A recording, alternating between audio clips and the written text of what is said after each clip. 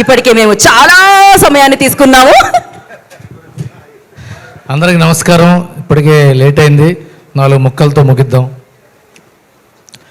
అవకాశం కోసం తిరుగుతున్న వాళ్ళ ఆత్మాభిమానాన్ని అహంకారం అనుకుంటుంది ఈ ఇండస్ట్రీ. అలాంటి వాళ్ళకి అవకాశం ఇచ్చి ఆత్మగౌరవాన్ని ఇస్తున్న సంస్థ ఈటీవీ విన్.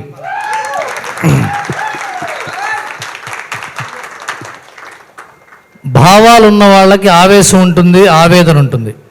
అలాంటి వాళ్ళు సినిమా తీస్తే ఎలా ఉంటుందని నిరూపించిన వ్యక్తి వేణు ఉడుగుల సాయిలు. ఎంతో ఆవేదనతో నింపారు. ఇలాంటి సినిమాలు వస్తే ఏమవుతుందంటే ముడిచిన గుప్పెట్లో ఉన్న తెలుగు సినిమా అవకాశాలు అరచేతిలోకి వస్తుంది.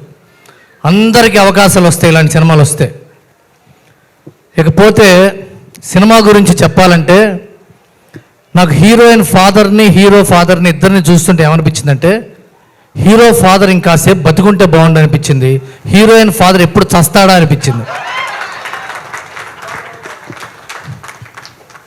ఈ సినిమా కుర్రాడు అఖిల్, ఈ అమ్మాయి, వీళ్ళిద్దరూ సినిమా హీరో హీరోయిన్లో లేరు, మనలో ఒకళ్ళ ఉన్నారు, మనలో ఒకళ్ళ కథలాగా అనిపించేటి చేశారు. అది వీళ్ళిద్దరు గొప్పతనం.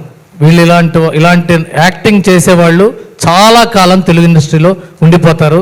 All the best.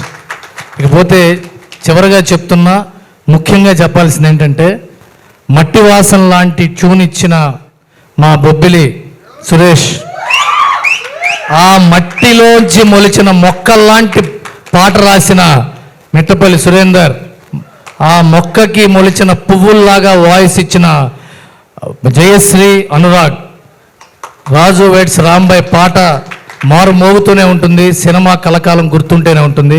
Thank you very much. Thank you Ravi గారు, థ్యాంక్ యూ సో మచ్. కోన వెంకట గారిని నేను